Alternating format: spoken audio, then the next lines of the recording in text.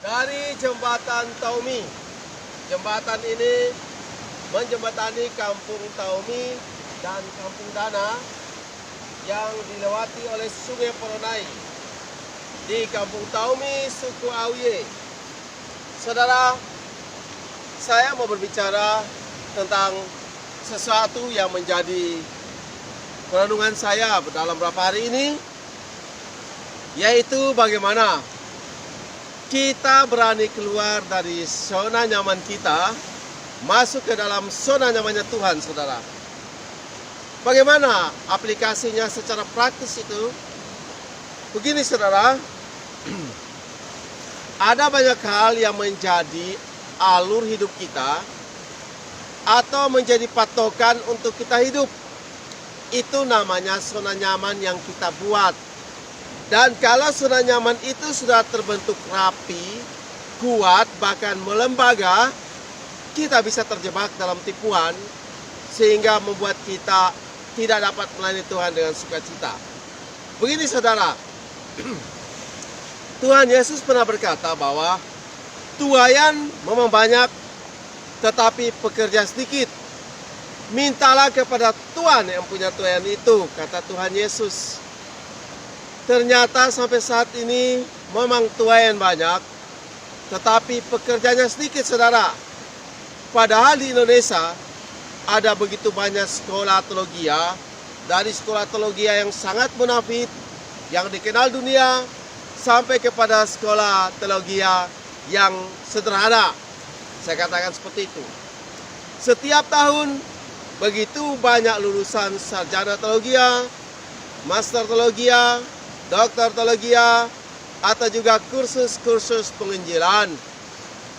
Namun mengapa tuaian begitu banyak dan pekerja tetap sedikit? Salah satu alasan, bukan satu-satunya alasan. Salah satu alasan adalah bagaimana tamatan teologia, sarjana teologia, atau sejenis yang lain terikat dengan zona nyaman bagi dirinya. Terikat dengan suatu paradigma yang bisa menipu, membuat tidak bisa melayani dengan sukacita. Contohnya begini, saudaraku. Saya sarjana teologia. Lalu saya membuat sebuah zona nyaman. Setelah tamat nanti tugas saya hanyalah berkhotbah di mimbar.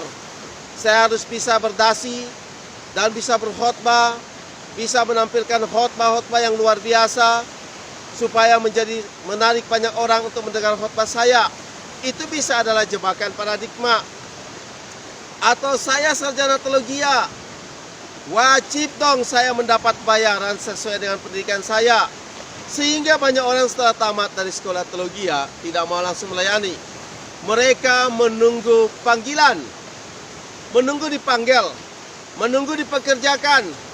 Lalu mereka ikut mencari lowongan kerja bagi sebuah lembaga, pada sebuah lembaga pelayanan atau juga yang lain, saudara. Tentunya saya tidak berbicara tentang salah atau benar dalam hal ini, saudara. Saya tidak bermaksud seperti itu. Yang saya maksudkan adalah salah satu alasan mengapa ribuan sarjana teologia, ribuan pekerja Injili dihasilkan, tetapi tuaian begitu banyak dan pekerja masih sedikit. Karena salah satu alasannya karena ada paradigma yang mengikat, ada konsep hidup yang mengikat, sehingga kita tidak bisa berbuat sesuatu. Ya, saya harus digaji, saya akan melayani Tuhan, hak saya mana? Hak saya dong, kan kewajiban. Hak saya sudah saya laksanakan kewajiban, hak saya mana? Itu kan penting, kan ada ayat bilang jangan memberangus lembu yang sedang mengirik. Benar, lembu sedang mengirik. Apakah kita sedang mengirik lalu menuntut hak bagi kita? Tidak, saudara. Ingat, masuk dalam zona nyamannya Tuhan. Zona nyamannya Tuhan itu apa? Waktu dia utus murid-muridnya, dia tidak memberikan saldo kas yang besar, dia tidak memberikan sebuah lembaga yang luar biasa, tetapi di atas sebuah bukit dia bilang, pergilah, jadikanlah semua bangsa muridku. Itu kata Yesus. Ayat 20 dalam Matius 28 ayat 20.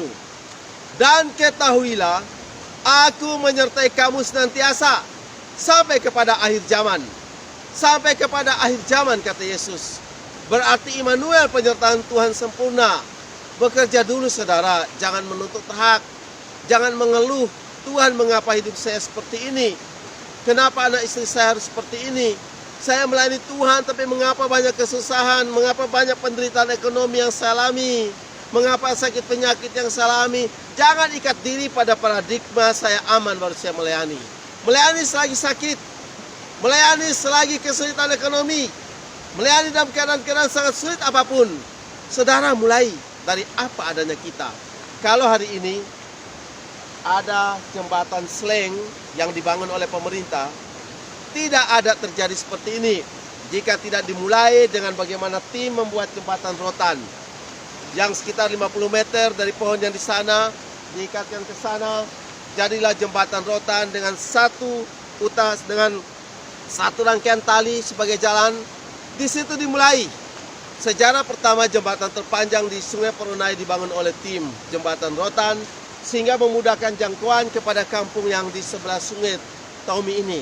Kalau menunggu jembatan Sleng jadi baru pekerjaan Tuhan jalan, maka pekerjaan Tuhan tidak bisa jalan saudaraku. Kita mulai dengan apa adanya kita. Bahkan dari rumah saja jangan tertipu. Aduh ini lockdown, saya tidak bisa buat apa-apa, sangat dipatasi, saya stres. Tidak saudara. Pekah melihat apa yang menjadi kebutuhan zaman, lalu menjadi saksi. Kembali saya tegaskan bahwa banyak orang mengeluh seolah-olah bahwa hidup ini sudah sampai pada akhirnya, kehidupan tidak akan berlanjut lagi. Ketakutan dan berbagai isu-isu global dunia yang menakutkan akan ada antikristus dan sebagainya membuat orang tertipu dan tidak mau bangkit. Sebagai anak Tuhan tidak perlu khawatir. Saat ini kiamat, saat ini ada datang antikristus yang sebenarnya datang berbagai gejolak-gejolak, sebuah tekanan dan berbagai hal. Tidak perlu khawatir. Tugas kita adalah melayani Tuhan. Saudara-saudara, biarlah renungan di pagi hari ini atau di saat ini dapat menjadi berkat bagi saya juga. Saya diingatkan dengan perenungan selama beberapa hari ini tentang zona nyaman saya. Harus saya lepaskan masuk dalam zona nyamannya Tuhan. Dan itu biar menjadi berkat bagi saudara-saudara. Kita semua maju dan benar-benar menikmati kasih sayang Tuhan yang ajaib itu. Tuhan berkati. Shalom.